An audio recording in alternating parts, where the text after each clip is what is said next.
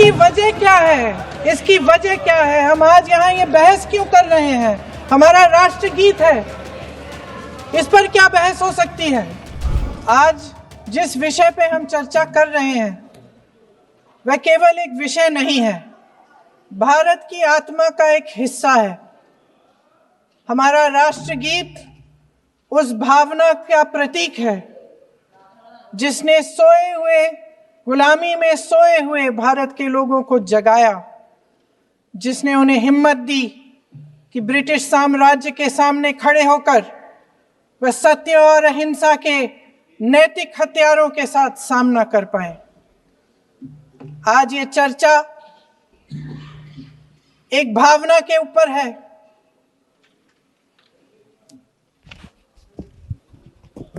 और जब हम वंदे मातरम का नाम लेते हैं तो वही भावना हमारे दिल में उजागर होती है। जब हम वंदे मातरम का नाम लेते हैं तो हमें उस पूरे इतिहास की याद आती है जो स्वतंत्रता संग्राम का इतिहास था, उसकी पीड़ा, उसका संघर्ष, उसका साहस, उसकी नैतिकता, उसका जो बल था कि ब्रिटिश साम्राज्य उसके सामने झुका। अध्यक्ष महोदय,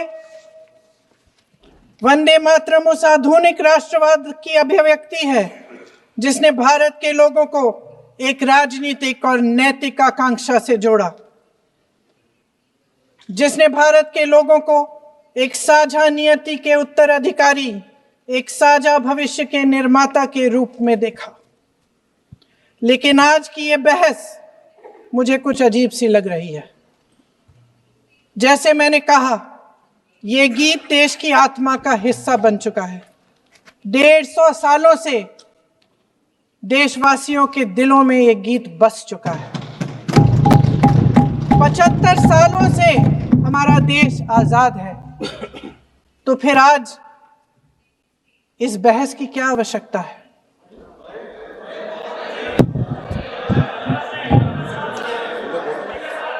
हमारा यहाँ मकसद क्या है? जनता से हमें दिया गया दायित्व, जनता का विश्वास, उनके प्रति हमारी जिम्मेदारी, हम किस तरह से इसका इस्तेमाल कर रहे हैं, हमें ये सोचना चाहिए। क्योंकि अब इस मोड़ पर हम इस सदन में अपने राष्ट्रगीत पर भी बहस करेंगे। आपने बहस मांगी है, आपने बहस मांगी है। आप तो इलेक्टोरल रिफॉर्म्स की बहस नहीं मांग रहे थे कि जब तक हम इस पर बहस नहीं करेंगे तब तक उस पर बहस नहीं होगी। इसकी वजह क्या है? इसकी वजह क्या है? हम आज यहाँ ये बहस क्यों कर रहे हैं? हमारा राष्ट्रगीत है, इस पर क्या बहस हो सकती है? हम ये बहस यहाँ आज 2 वजहों से कर रहे हैं। पहला कि बंगाल का चुनाव आ रहा है, हमारे प्रधानमंत्री अपनी भूमिका निभाना चाहते हैं उसमें। और दूसरी वजह ये है, ये मकसद है, पुरानी मकसद इनकी, अध्यक्ष महोदय, कि जिन्होंने स्वतंत्रता की लड़ाई लड़ी, जिन्होंने देश के लिए बड़ी बड़ी कुर्बानियां दी, उन पर सरकार नए आरोप लादने का मौका चाहती है। देश का ध्यान फिर से जनता के ज्वलंत मुद्दों से भटकाना चाहती है। यही एक मकसद है आपका मकसद है कि हम फिर से उसी अतीत में मंडराते रहें, उसी की तरफ हम देखते रहें जो हो चुका है, जो बीत चुका है। क्योंकि ये सरकार वर्तमान और भविष्य की ओर देखना ही नहीं चाहती, वे इस काबिल ही नहीं रही। सच्चाई ये है अध्यक्ष महोदय कि आज मोदी जी वह प्रधानमंत्री नहीं रहे जो एक समय में थे। सच ये है कि ये दिखने लगा है, उनका आत्मविश्वास घटने लगा है, उनकी नीतियां देश को कमजोर कर रही हैं। और मेरे सत्ता पक्ष के साथी चुप इसलिए हैं क्योंकि अंदर अंदर से वे भी इस बात से सहमत हैं। आज देश के लोग खुश नहीं हैं अध्यक्ष महोदय, परेशान हैं, तमाम समस्याओं से घिरे हुए हैं। तमाम समस्याओं से घिरे हुए हैं और उन समस्याओं का हल आप निकाल नहीं रहे हैं। हाँ ठीक है, उसका भी बोल लेंगे, समय आएगा तो उसका भी बोल लेंगे। बल्कि कल समय आ रहा है, चुनाव पे चर्चा होगी, उस पे भी बोलेंगे। अध्यक्ष महोदय, इनके भी अपने लोग दबी जबान में कहने लगे हैं कि सारी सत्ता को केंद्रित करने से देश का नुकसान हो रहा है। इस बीच अगर हम अतीत की बातें नहीं करेंगे तो कौन सी बातें करेंगे?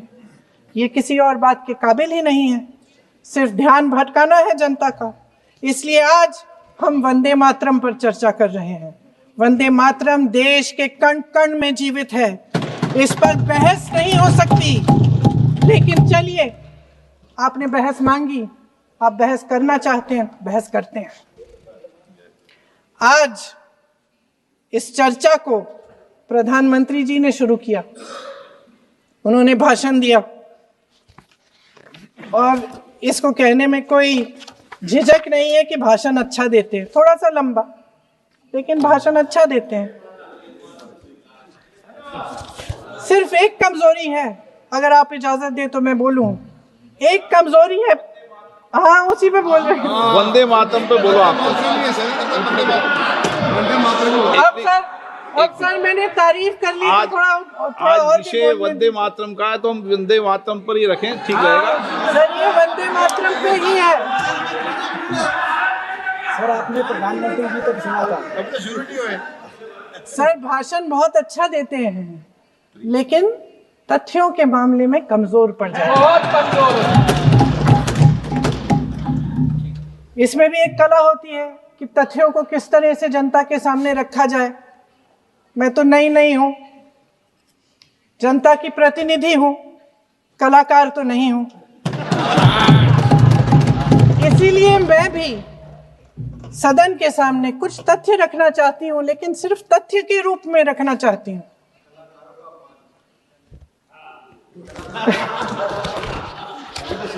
मैं उदाहरण दे देती हूँ सर, मांग रहे हैं सर वंदे मातरम के बारे में, वंदे मातरम की जो सालगिरह पे आपने एक बड़ा कार्यक्रम आयोजित किया था, उसमें प्रधानमंत्री जी ने भाषण दिया।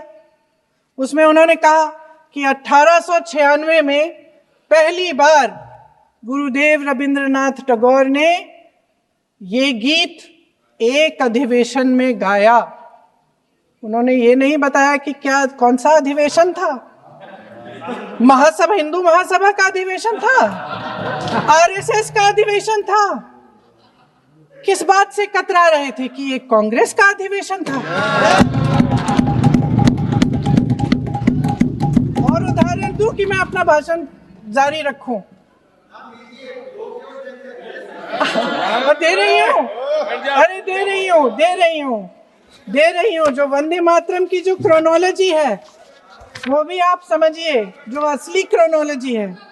1875 में महाकवि बंकिम चंद्र चट्टोपाध्याय ने इस गीत के पहले दो अंतरे लिखे, जो आज हमारे राष्ट्रगीत घोषित हुए हैं, मतलब जो घोषित हुए थे और जिसको हम आज अपना राष्ट्रगीत कहलाते हैं। ये पहले दो अंतरे लिखे 1882 में। 7 साल बाद उनका एक उपन्यास प्रकाशित हुआ, आनंद मठ। उस उपन्यास में यही कविता उन्होंने प्रकाशित की, लेकिन इसमें 4 अंतरे जोड़ दिए। 1896 में कांग्रेस के अधिवेशन में गुरुदेव रविंद्रनाथ टैगोर ने पहली बार ये गीत गाया। 1905 में बंगाल के विभाजन के खिलाफ आंदोलन के समय वंदे मातरम जनता की एकता की गुहार बनकर गली गली से उठा। गुरुदेव रविंद्रनाथ टैगोर जैसे महान स्वतंत्रता सेनानी इस गीत को खुद गाते हुए बंगाल की सड़कों पर उतरे। विद्यार्थियों से लेकर किसानों तक, व्यापारियों से लेकर वकीलों तक, हर कोई ये गीत गाने लगा। इस गीत की शक्ति को समझिए। ब्रिटिश साम्राज्य इसको सुनकर कांपता था और हमारे देशवासी इसको सुनकर वे मन बनाते थे, वे हिम्मत बनाते थे कि इस भयंकर साम्राज्य के खिलाफ सत्य और अहिंसा के नैतिक हथियारों को लेकर शहीद होने की तैयारी करते थे। ये गीत मातृभूमि के लिए मर मिटने की भावना को जगाता है। इस गीत की शक्ति ये है, इस गीत का हमारे देश से जुड़ाव ये है। लेकिन 1930 के दशक में हमारे देश में जब सांप्रदायिक राजनीति उभरी, तब ये गीत विवादित होने लगा। 1937 में, अब ये मैं दूसरा उदाहरण देने वाली हूं क्योंकि प्रधानमंत्री जी ने अपने भाषण में इसका उल्लेख किया और गलत किया, इसीलिए मैं इसके जो सच्चे जो तथ्य हैं वो आपके सामने रख रही हूँ। 1937 में नेताजी सुभाष चंद्र बोस कांग्रेस का अधिवेशन कलकत्ता में होने जा रहा था, उसका आयोजन कर रहे थे।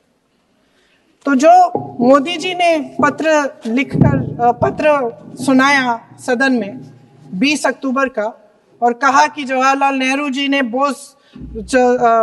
नेताजी को ये चिट्ठी लिखी और ये कहा कि इस पर चर्चा होनी चाहिए, उससे पहले 3 दिन पहले नेताजी सुभाष चंद्र बोस ने पंडित जवाहरलाल नेहरू को एक चिट्ठी लिखी थी जिसका जिक्र आपके प्रधानमंत्री ने नहीं किया।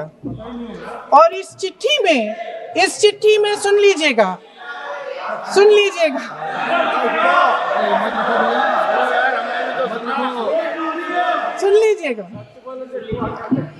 आप नेताजी के लफ्ज नहीं सुनना चाहते? बंगाल का चुनाव आ रहा है।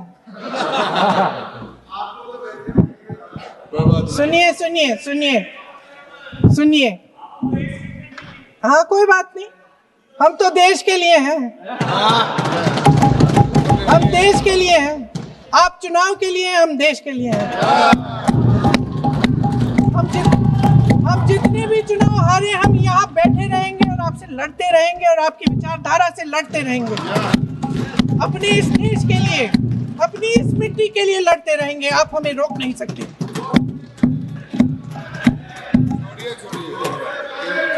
सुन लीजिए सुभाष चंद्र बोस जी ने क्या कहा, सुन लीजिए।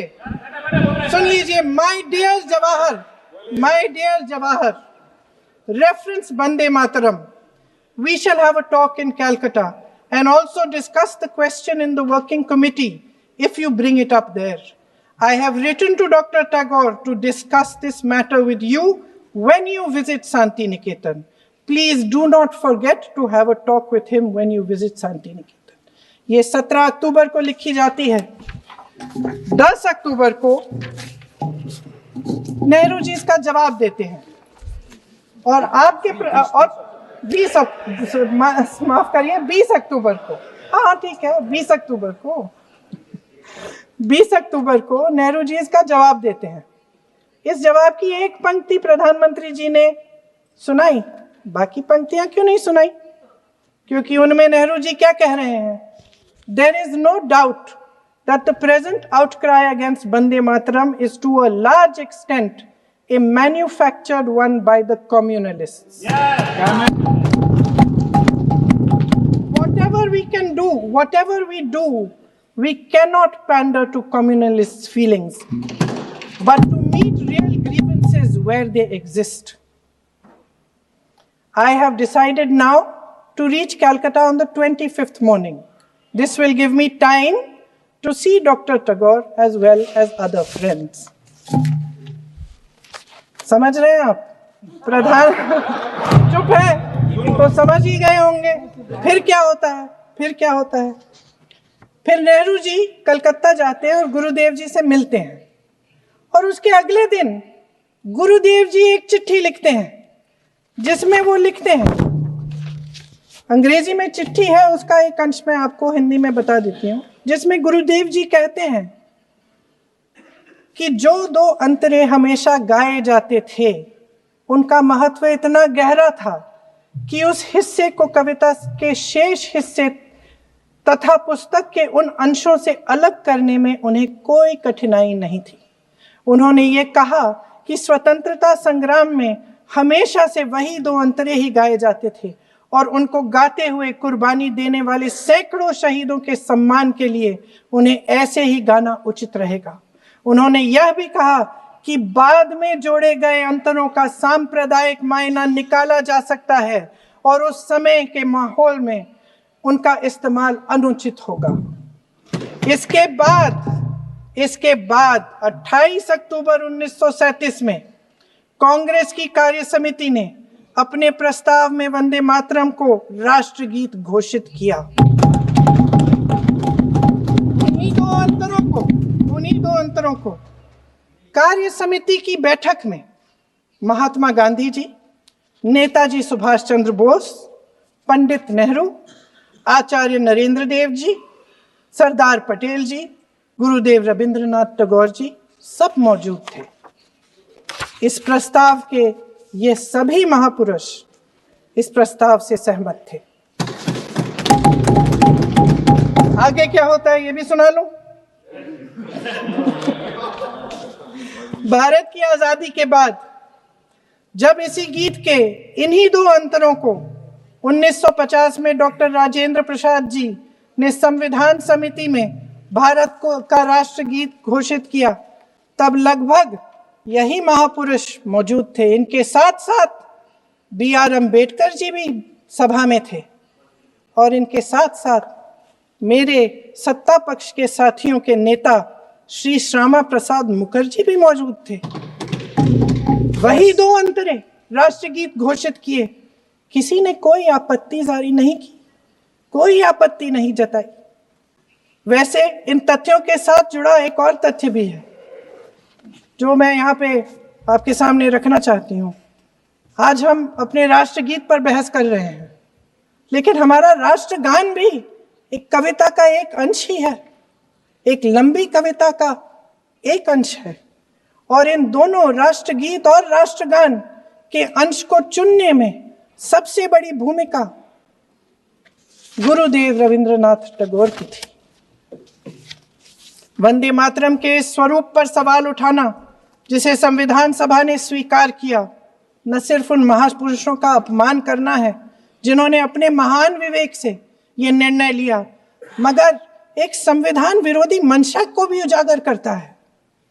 क्या सत्ता पक्ष के हमारे साथी इतने अहंकारी हो गए हैं कि अपने आप को महात्मा गांधी जी से, रविंद्रनाथ टैगोर जी से, राजेंद्र प्रसाद जी से, बाबा साहब अम्बेडकर जी से, मौलाना आजाद जी से, सरदार पटेल जी से, सुभाष चंद्र बोस जी से बड़ा समझने लग गए हैं? मोदी जी का अपने भाषण में ये कहना कि राष्ट्रगीत को एक विभाजनकारी सोच द्वारा काटा गया, उन सब महापुरुषों का अपमान है जिन्होंने अपना पूरा जीवन इस देश की आजादी की लड़ाई में झोंक दिया। वंदे मातरम को विभाजित करने का आरोप लगाकर आप पूरी संविधान सभा पर आरोप लगा रहे हैं, उसके हर एक नेता को दोषी ठहरा रहे हैं। यह हमारी संविधान सभा और हमारे संविधान का खुला वार है। और जहां तक जवाहरलाल नेहरू जी की बात है,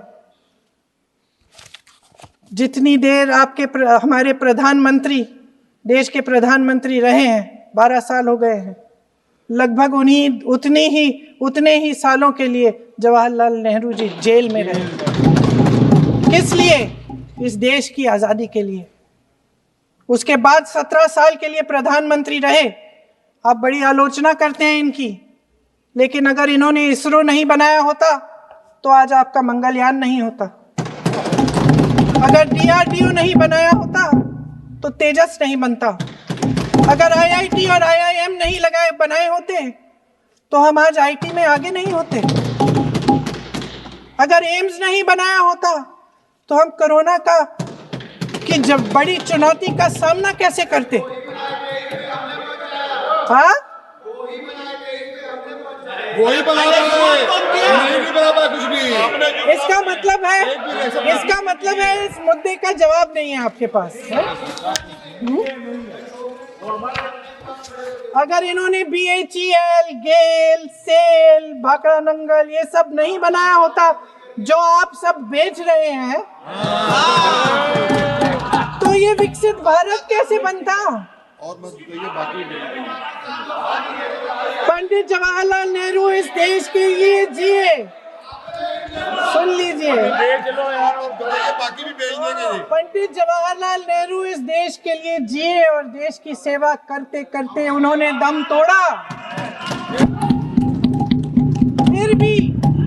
फिर भी सुन लीजिए, मेरी एक सलाह ले लीजिए, मेरी एक सलाह ले लीजिए। सर मैं आपको आपके माध्यम से सलाह दे रहे हैं, अब छोड़ना नहीं। सर मैं आपके माध्यम से एक सलाह दे देती हूँ। हमारे प्रधानमंत्री महोदय 12 सालों से इस सदन में है, मैं मात्र 12 महीनों से हूँ। फिर भी छोटी सी सलाह है। उन्होंने अभी हाल ही में चुनाव था, कुछ महीनों पहले उन्होंने एक सूची निकाली थी कि विपक्षी दलों ने और विपक्ष के नेताओं ने कितने अपमान किए हैं इनके, और उसमें शायद 90-99 ऐसे उन्होंने अपमानों की सूची बनाई थी। तो मैं उनको एक छोटी सलाह देना चाहती हूँ कि नेहरू जी से जितनी भी शिकायतें हैं, जितनी भी गलतियां उन्होंने की आपके जहन में, जितनी भी गालियां देनी है, जितना भी अपमान करना है, उसकी भी एक सूची बना दीजिए। नहीं, बात खत्म नहीं है।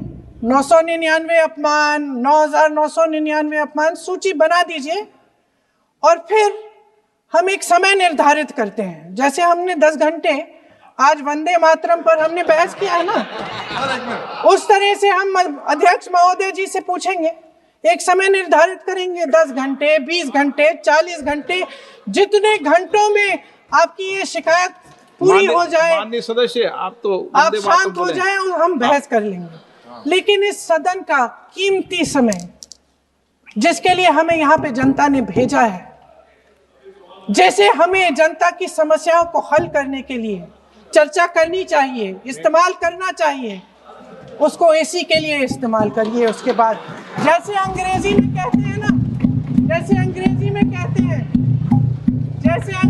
कहते हैं कि once and for all let's close the chapter, close कर लीजिए। देश सुन लेगा क्या क्या शिकायतें हैं, किसने क्या किया, इंदिरा जी ने क्या किया, राजीव जी ने क्या किया, परिवारवाद क्या होता है, नेहरू जी ने कौन सी गलतियां की, सुना लीजिए, फिर खत्म। उसके बाद बेरोजगारी, महंगाई, महिलाओं की समस्याएं, जो पीएमओ में हो रहा है उसकी बातें, उसकी चर्चा, जो बेटिंग ऐप के बारे में हो रहा है पीएमओ के अंदर, आप माननीय सदस्य प्लीज, जो एप्स्टीन फाइलों में बोले आपके मंत्री महोदय के नाम निकल आए हैं, उसकी चर्चा करेंगे। आप वंदे मातरम में बोले, आप इधर उधर डाइवर्ट मत हो।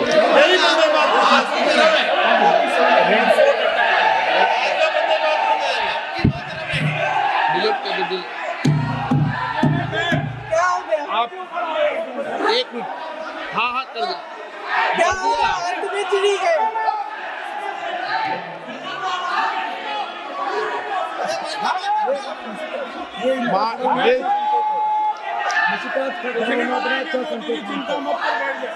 बहुत बढ़िया। माननीय सदस्य 1 मिनट, माननीय सदस्य आगे बढ़ो आप महोदय, आगे वंदे बढ़ो। मातरम पर सार्थक चर्चा करें।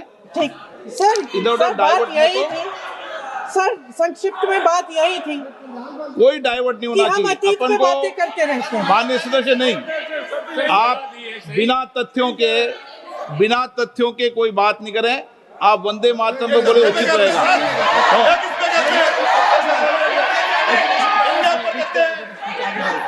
मैं प्लीज, अध्यक्ष महोदय, मैं आपकी बात मानती हूँ, लेकिन बिना तथ्य के बहुत सालों के लिए ये हम पर आरोप डाल रहे हैं।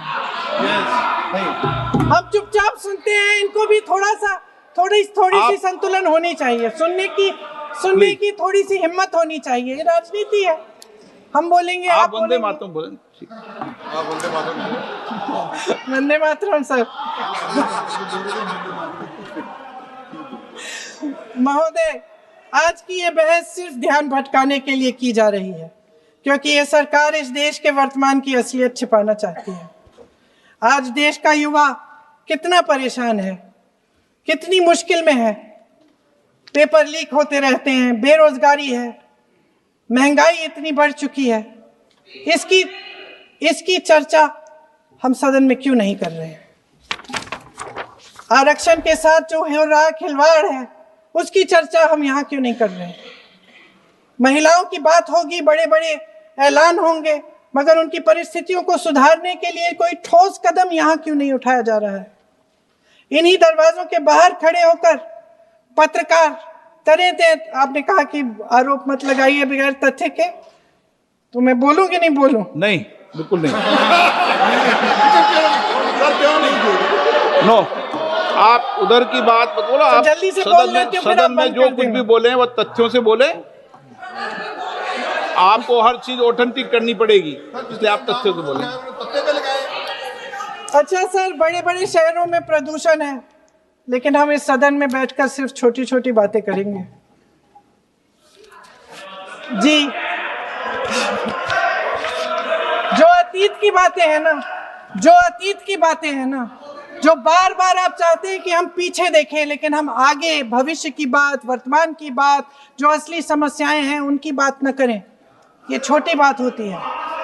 आप में हिम्मत है तो भविष्य की बात करिए, हिम्मत है तो बात करिए कि बेरोजगारी क्यों है, कि पेपर लीक क्यों होते हैं। आप चेयर को एड्रेस करें। आपको अच्छा, खत्म कर लेती हूँ, चेयर के एड्रेस करो आप। अध्यक्ष महोदय जी, सच्चाई ये है कि इनका शासन दमन का शासन है। इनकी राजनीति दिखावे की राजनीति है, इवेंट मैनेजमेंट की राजनीति है, चुनाव से चुनाव तक राजनीति है, तरह तरह के ध्यान भटकाने वाले मुद्दों की राजनीति है।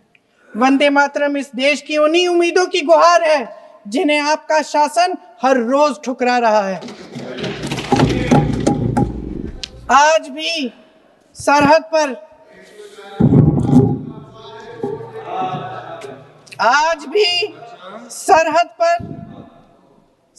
पर जवान जब दुश्मन का सामना करता है तो उसकी छाती में वंदे मातरम गूंजता है।